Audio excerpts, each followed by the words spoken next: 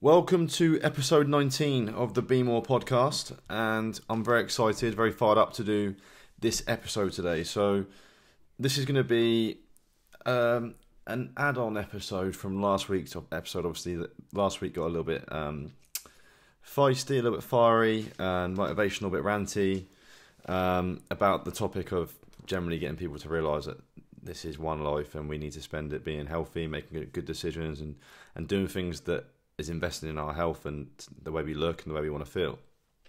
And this is going to touch on that also. So the Be More podcast is now it's literally going to be about performance, mindset, health, just anything you can think of to try and help you get more out of each day. And our everyday nutrition, our sleeping habits, our exercise routine, what we do, what we consume with our minds, like what we're reading, etc., is what's going to contribute to be the things that control our actions day to day and that enable us to either be more or to not. And when you think about the grand scheme of things, like where you are now and where you want to be in the next 2-3 years, is that going to change, or are you going to still be where you are now, or are you going to get worse? And this is the topic that I'm going to try and touch on today with regards to a lot of the people that I've been speaking to recently. Obviously, have been getting in touch with me off the back end of the fact that I've been sharing lots and lots of content around nutrition. Has been a case of, can you help me with regards to sustainability? Because a lot of people that have come to me, not a lot, like everyone has already tried a diet before, and everyone's attempt at dieting normally is like a cycle of yo-yo dieting. So we are living in a world where everyone seems to diet via this yo-yo technique of anyone can lose weight, right? And I touched on this last week in the podcast, but the problem that people have is keeping it off. Which is something that obviously is mega important, because what most people will do, and I did a Facebook post on this last night, so I've set up a Facebook group called Tangent number one of probably 57,000 in this podcast, but I'm trying to make this podcast short today. But I did a Facebook post last night on the fact that everyone sees nutrition or a diet as eat less, only eat certain things, remove all bad things from your diet. And then they wonder why there's a shelf life on that diet. So it might be 3 weeks, it might be 3 days, it might be 3 months. And in that time frame, you are going to lose weight because you're removing things from your diet that are typically high in calories and are typically things that you tend to overeat. Therefore, what are you doing? You're bringing yourself into an energy deficit.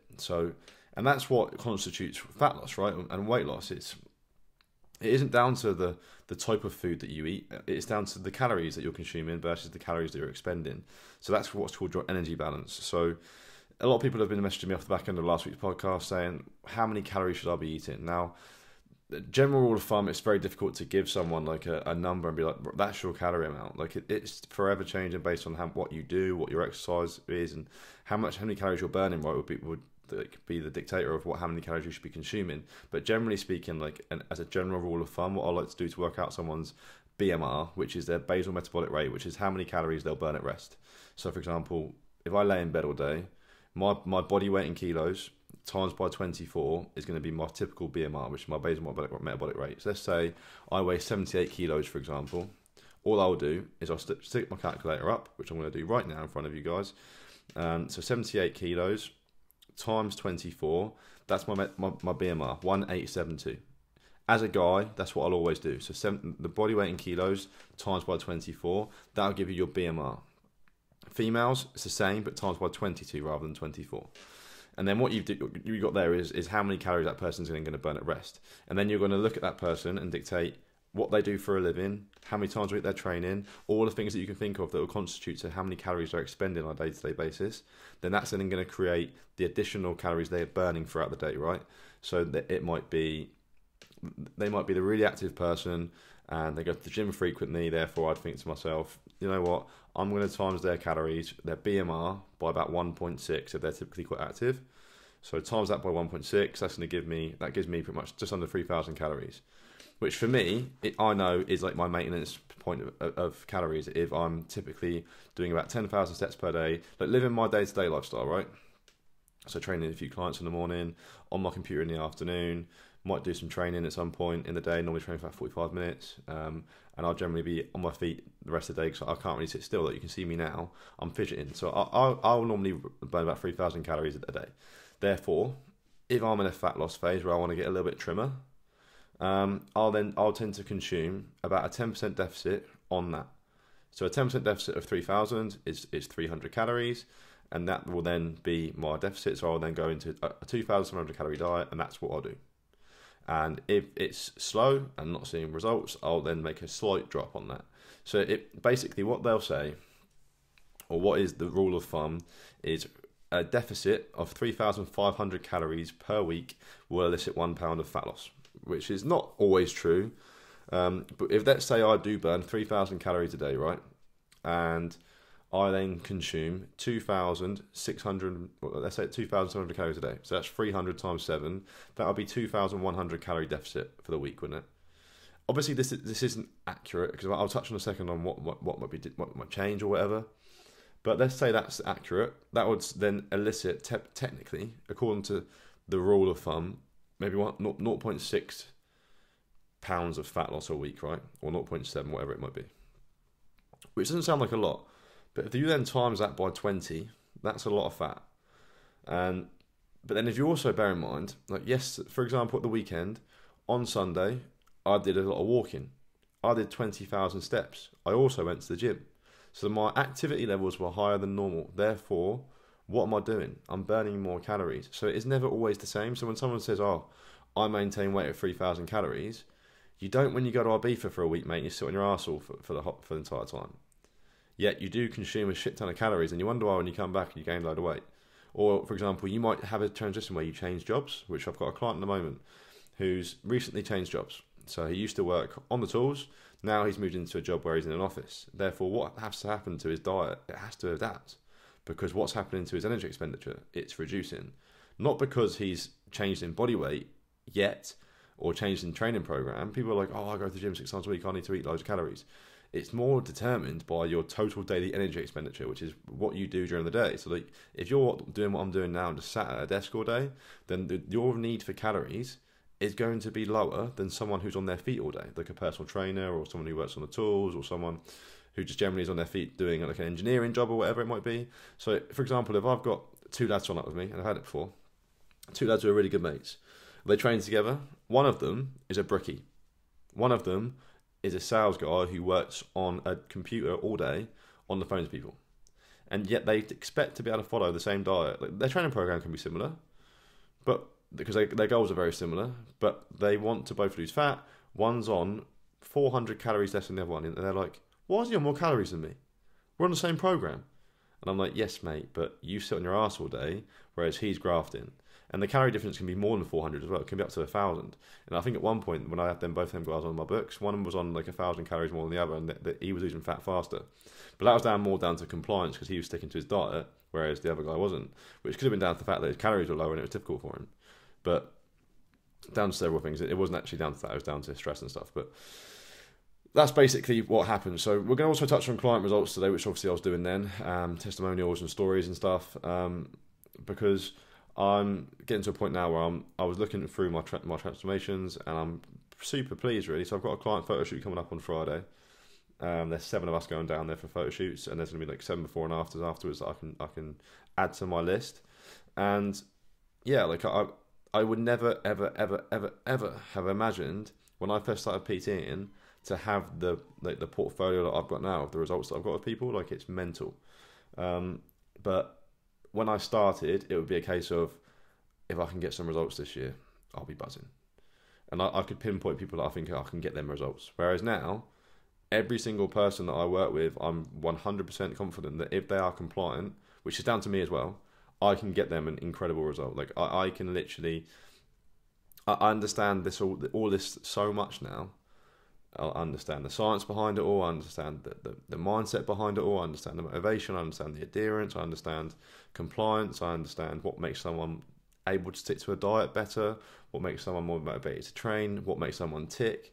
Like, I've done so much work on nutrition, mindset, self-development, training, to get to a point where I've done every training program, so I can then, when I give someone a plan based on what they want to do, I have experience of following that kind of programming, so I know what I know how they feel.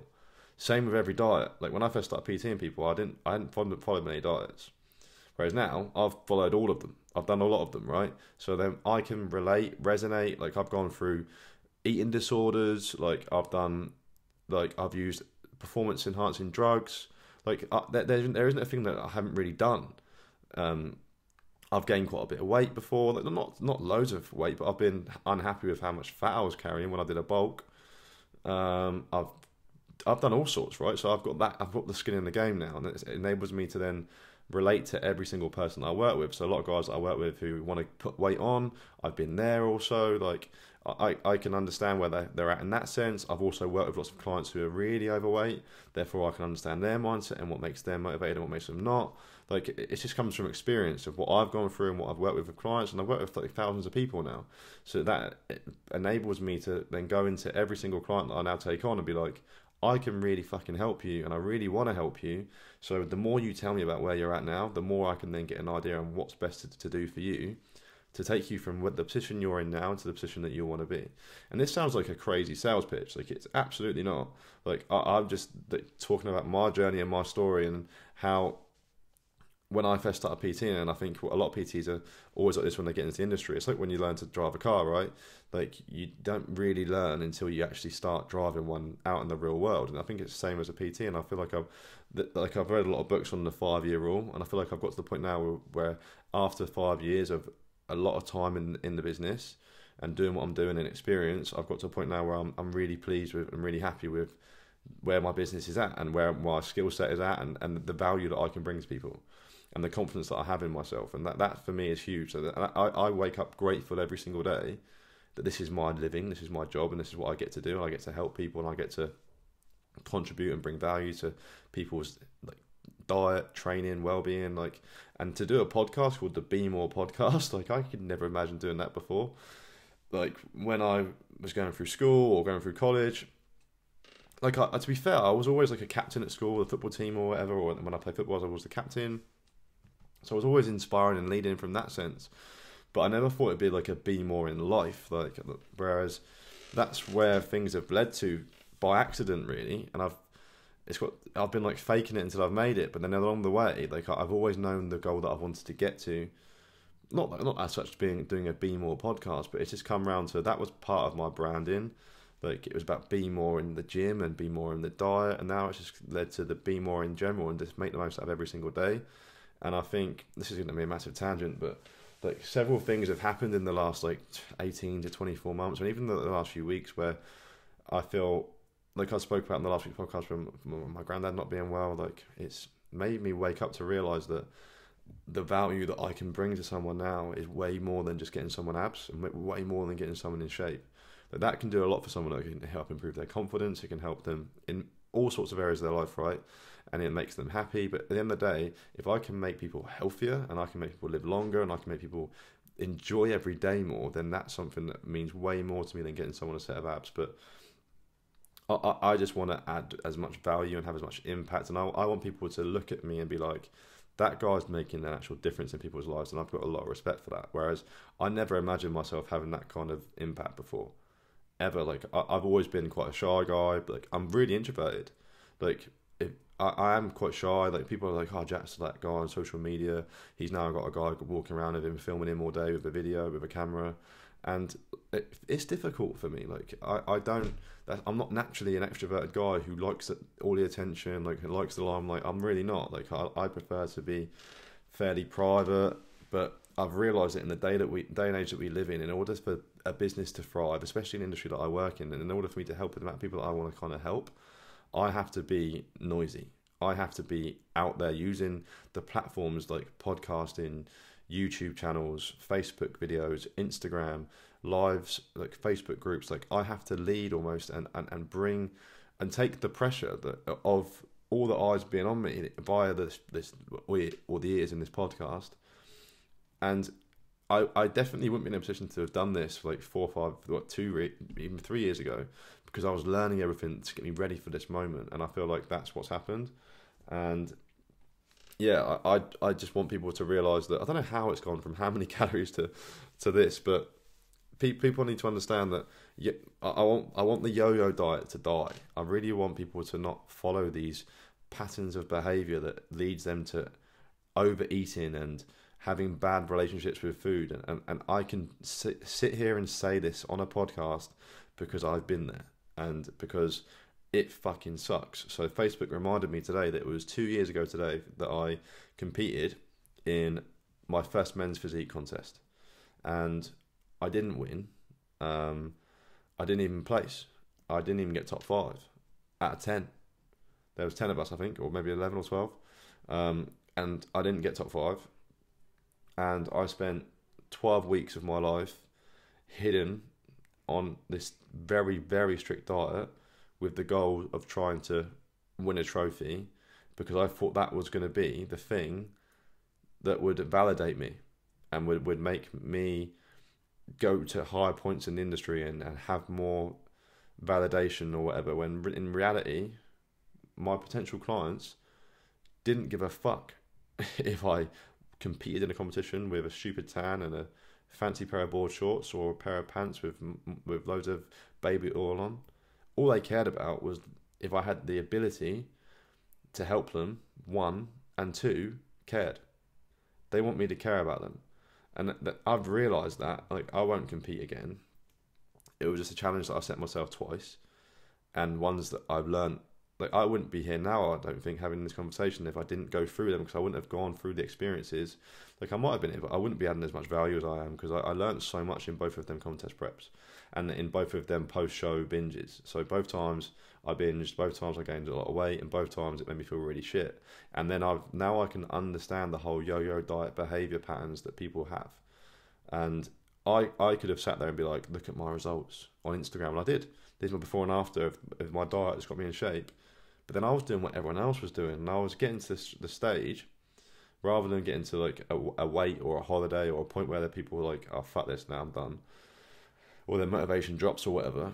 I got to the stage, got off, and then I ate everything that I didn't eat in that diet, and then I had the cheek to be like, your diet's unsustainable, you're not doing things the right way. And I was just basically it was all a cover up. So yeah, that is my stance on yo-yo dieting, and the what most people are struggling with right now when they follow diets and when they have goals, and they just slash their calories subconsciously. They don't realize they're slashing calories, they just slash food in general, when the thing they need to realize is it's not the food, it's the calories that they need to bring down. So work out that formula that I mentioned earlier, go back to that point in the podcast, pause it, work out what yours should be, think, how active am I? If you're not very active, times that BMR by 1.1 or 1.2 or 1.3. If you're super active, times it by anything between 1.6 and 1.8. And like I've said before, like, if you feel, oh, I don't really know what Jack means, run the numbers by me, it's absolutely fine. And then once you've got calories mapped out, they're the king. Think, what else can I try and do to try and make my results as optimal as possible? Because I don't want you to be like, I want you to do it slow, boring, and not get anywhere. I want you to be optimal, but I also want you to be sustainable. Like I'm saying to a lot of my clients now, this isn't about getting you in shape for this time frame. This is about getting you in shape and keeping you in shape and getting you progressively better, not just for 3 months, but forever. Like, imagine if you can get these results and keep them and always look amazing without having to graft for hours and hours and hours in the gym every single week and diet like an absolute, just really strict all the time. What about if you can create the education that's required for you to create a lifestyle whereby you eat foods you really enjoy? Like, I'm not on a diet at all. Like, I eat the foods I want to eat, and I enjoy my diet, and I always feel good, and my performance is great, and I eat based on that. But I haven't got there quickly. Like, I've gone through every wrong diet to get here. I've gone through 2 eating disorders to get here. Not really bad ones, but ones where I just couldn't control my eating habits. And I had bad relationships with food. Like, it's not been an easy process, which is what I don't want you to realize. I don't want you to think, oh, it's all right for Jack, he's got this and that. Like, I've had to spend a lot of money. I'm currently on a nutrition course now, actually, that's costing me £200 a month for a year. So that's £2,500, right? That has just gone. And this is like the 4th nutrition course that I've done. I've also paid a lot of money for coaching, and like, I've got this knowledge that I've paid for, and I'm sharing it, which I'm not saying to you need to go and do the same. I'm sharing it via this Facebook group that I've set up called Simple Nutrition. Add yourself to it. There's recipes in there every day. There's education around nutrition in there every day. Like, I'm going to help thousands of people in the next 2 years. Thousands. Like, I'm just going to keep adding people to the group, and every day I'll use myself and my network, the people I've already taught. Like, I've got lots of clients that I've taught who are PTs now, or they are as good as local PTs because they're also helping and train people because they're using the principles that I've taught them around energy balance. That's not getting people to yo-yo diet. It's getting people to understand that you can actually eat that bit of chocolate, and still get results. And therefore, the process can become sustainable. And in that group, we're all sharing recipes that we're eating every single day. Because if I shared the same things that I eat all the time, like, we are creatures of habit. People will be like, oh, he's eating that again. And it would be a pain in the arse for me to be trying to find new things all the time to eat. Like, I love variety anyway. But if I've got 50 people sharing recipes that I can then double to 100 people sharing recipes, all of a sudden, people are like, this is amazing. We're creating this community around education, around nutrition. So last week's podcast got me fired up. This has got me excited and fascinated to think, where can we go with this? Like, who can we inspire? Who can we get to understand nutrition better? And who can we change their life? Therefore, they can then go and show their family, and their family can then go and all of a sudden we can create like a ripple effect where more people are being helped with nutrition, and more people can then understand and reap the benefits of it every day, performing better at work, being a better person to be around, having better energy levels, not being up and down in energy, not being hangry, therefore having arguments with your partner or with your kids or with anyone around you because you're hangry and you're stressed. Like, all of a sudden, you feel better. And this is real. Like, I didn't used to think about much of nutrition. I was 20, 21, 22. Didn't really pay much attention to my nutrition. Like, all I did was think, oh, I should probably eat a bit of chicken and rice because that's the thing that all the bodybuilders eat to get in good shape. And there would be no real, like, whereas now, there's a structure around my diet and the way I eat, because I know I want to feel a certain way. Therefore, for example, tonight, I'll be thinking about tomorrow's food plan, or not food plan, but I'll subconsciously be thinking, here's my day, I know that I need to eat then, and then, that's fine, I can do that. And if I need to prepare a meal maybe, or whatever I need to do, then I can do that, and then I'll still feel really good. And it won't dampen my performance throughout the whole day. And that's important to remember. Whereas if you go through the day being reactive and feeling, oh, it's 2:00 now, I'm starving, you're gonna not stick to your diet, or you're not gonna stick to the plan you've got set. This is the problem that people make. They'll leave it too long between meals. Their blood sugar levels will drop, and what's the first thing they're going to chase? Sugar and fat. The things that are easy to pick up, biscuits. They're quick on the go. Whereas if you've got only access to, or if you're prepared with your nutrition and you eat at the right times, you won't have these drops in sugar levels. And even if you do, because life gets in the way sometimes, you're going to get home and be like, there's these options that I've got that are ready to go, that are quick, practical, that you can just chuck the kettle on, pour on some couscous, the chicken's already made in the fridge, or you're just going to chuck it on the frying pan, the greens are being done in the microwave. Like, it's so easy if you've got that access. Whereas if you haven't, what's going to happen? You're going to pick up the easiest thing, the quickest thing, and it's not going to be healthy. And it's not going to... And I'm not saying that you can't eat unhealthy things, but if this happens over time, that compound effect of doing that could then lead to you eating a surplus of calories, which is more calories on a day-to-day basis than your body needs, which compounded over time could lead to weight gain. And this is real. So if you read a book called The Compound Effect, which is a book that I would definitely recommend reading, they run a few diet case studies, right?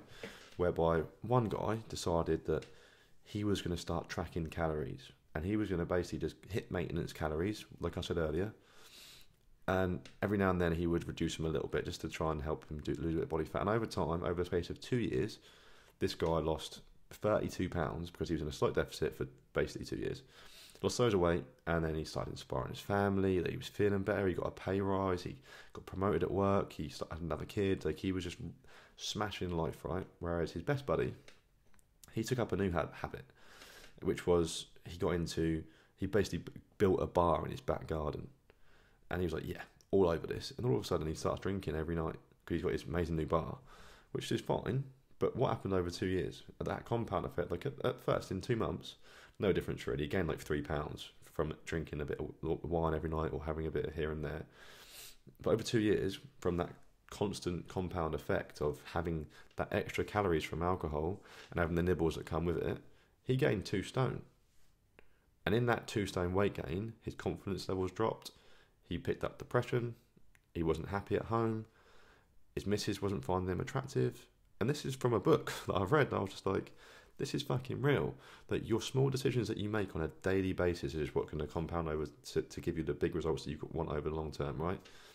Now, this podcast has been like an array of tangents, and it's still going to be about half an hour long, so it's not as short as I first hoped, but I didn't come into the podcast with like a solid plan of what I want to talk about. I just knew I wanted to talk about yo-yo dieting, my client results, touch on the compound effect, and just touch on sustainability with dieting, because I want people to come away from the yo-yo diet. I want people to come away from that completely. And I want them to realise that the clients that I've got and my own results have been a result of making lots of mistakes before and learning from them, right? And it's taken me until now to learn through all their mistakes, which is what you're going to do. So you're going to use all of your previous dieting experience to understand, and all your training experience, or whatever it might be, all of your up and down in weights, because you've had a fair few. Everyone has, right? Or you've been at a point where you was in good nick once, where you were pretty happy, you were smashing the gym, you were smashing the running, you were eating pretty well, but it wasn't sustainable. So what's the thing that's going to make it more sustainable? And I'll tell you what them things are. Practicality with diet, so it's quick, easy, cost efficient, because if it's going to cost loads of money, like people think, oh, eating healthy costs loads of money. No, it doesn't. Like, I'm going to make a guidebook on how it can be really cost effective. So I'm going to do that myself and prove to you that it isn't expensive. So you want it to be tasty as well, because there's no good at being boring and bland. Like, I generally spoke to a guy yesterday with regards to his diet, and he was a massive yo-yo dieter, and he's coming on board with me, and with the goal of it being sustainable. And he said to me, when he was on his last diet, he lost 6 stone. I said to him, what were you eating? He said, I wasn't eating breakfast. For lunch, I was having a tin of tuna, and what was he eating? And a little salad. And for dinner, if I had to eat, I'd have the same again, but I'd ideally miss it. And I was just like, he was running on empty. How the guy was working, I have no idea. He was still going to the gym for an hour to 2 hours a day. No wonder he lost loads of weight. And at the time, he felt pretty good because he was losing weight, he was seeing results. But imagine if you can get that feel-good factor from not killing yourself on a diet, from eating well, eating foods you enjoy, that taste good, that are practical, that are cost-effective, that you can make for other people as well, and then bring them into your healthier living lifestyle. Like, this is real, and this can happen, and this does happen for all of the people that I'm training at the moment. Like, they're all getting results that are, they're just ticking boxes, and they're like, this is easy. Why does everyone kill themselves to get in shape? And I'm like, to be fair, guilty. I've done that several times, and I've had to go through all their mistakes to realise this is how you should be doing it. And this is definitely a much better way to do things. And it's just understanding that you need to control your energy balance, stay active, like just move more in general. Like, it's going to make you healthier, move more, eat more vegetables, eat leaner sources, eat higher intake of protein, try and like do some strength training, move weights, or go for a run, and just generally move more, be healthier, and inspire others to do the same with you. And that compound effect over time will change your life, will change your body shape, will change how you feel, will change your mindset, will change probably your position at work, because you'll be firing on all cylinders, and you'll be following the Be More process, right? And that's what I want for all of you. So hope you enjoyed that episode of the podcast, guys. Like, I want to try and make this content really specific in future podcasts and future episodes, and I'm going to try and get guests on the show as well to talk about their experiences, maybe of dieting or of business or of whatever successes or failures that they've gone through. And we'll get more much more interesting rather than just listening to me go on. But yeah, I wanted to just touch on my experience and my own experience of yo-yo dieting, and why I want people to come away from it, and why I want people to understand that I'm trying to create a platform where I'm going to try and educate more people. So if you are listening to this now and you want to be in that Facebook group, it's free. Like, I'm not charging people. And in there, there's just going to be recipes flooding in there every single day. So it's been open now for 24 hours. And I think so far there's been about 10 recipes already gone in there. Not just for myself, but from other people as well. Some of my clients, some people that I know. And it's just, there's things that are going in there, like things you can pick up in the supermarket that are easy to eat on the go. Like, it's providing people with more of an opportunity to see how other people do it. And if you are someone who learns well that way, then it's going to be extremely beneficial for you to join the group and just watch. And then all of a sudden, if you find something in the supermarket that you think would be helpful for others, just share it in there. Then it can go a long way. And then we can create, like I've said, the compound effect of creating this list for you that you know you can refer to, or of recipes or things that you know that are good for you and good for your goals and good for your health. And we can just completely change the whole community and make it a much more positive one. So, as always, thanks you so much for listening this week. And what have I got planned this week? So I've got a really busy week. Like I said, the client photo shoot on Friday. Some exciting times with new content coming out with Canon being with me full time now, which I'm really excited about. And yeah, just feeling super grateful, super pumped, and excited, because I can see I can feel the compound effect of where my business is going to be going and the impact I'm going to be having on people, because I can see the platforms that I'm utilising and the content distribution that I'm following, and I'm pumping out more stuff than ever. And I feel like the stuff that I am spreading, the message that I am spreading out now is better than it was before. Therefore, I know that I can have more impact and bring more value. Therefore, it's going to help people more, which is obviously what this aim is to do. So yeah, exciting times. Photo shoot the weekend, horse racing on Saturday for my dad's birthday, which was in February, but he does like a yearly thing where we'll go horse racing. So I'm back on the gins from the weekend. I've had a month of no gin for April, which I feel good about, to be fair. But yeah, going to get on the gin Saturday. Then on Tuesday, moving out with Robin, which I can't wait for. We've got a nice place on the seafront, which I'm sure I'll do a YouTube video on that you can go and watch and check out. And then next week, the Three Peaks Challenge, which we had obviously the Tom Prince's parents on the podcast a few weeks ago. So that's next weekend. So all going on, mental. And then I've got a holiday in May, well, not a holiday, but a weekend away for a friend's wedding, a stag do in June. Like, it's all going on. So I'm going to be sharing the experiences on the podcast and how anything that I learn from them or whatever I can share with you guys, and hopefully add some value to you in that sense.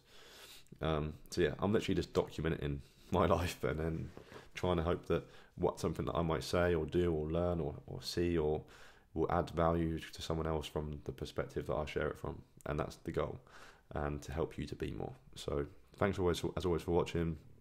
Do me a massive favour if you haven't already, and write me a review on iTunes. That will go a long way. Like, I don't think I've ever asked anyone to do that before, but it will help me move up in the charts on iTunes. So it might make me not famous. I don't think I ever want to be famous. Like I've told you, I'm really shy. But it might just enable more people to see the podcast or hear the podcast, and therefore they might get the value from it that you're getting from it. If you feel like you are, then please do leave me a review on iTunes or on SoundCloud or wherever you're listening or watching on YouTube. Be sure to interact with me. I'm on Twitter as well. It's JW_fitness_, which I'm going to change my Twitter username. So yeah, contact me on there or on Instagram DM. I would love to hear from you, or email me, and give me some feedback and anything that you want me to touch on in future podcasts. But yeah, thanks guys. And the weather just turned horrible, so I was going to go for a walk up to this, but we're not going to now. I'm going on as always. Cheers guys, have an awesome week, and I'll catch up with you really soon.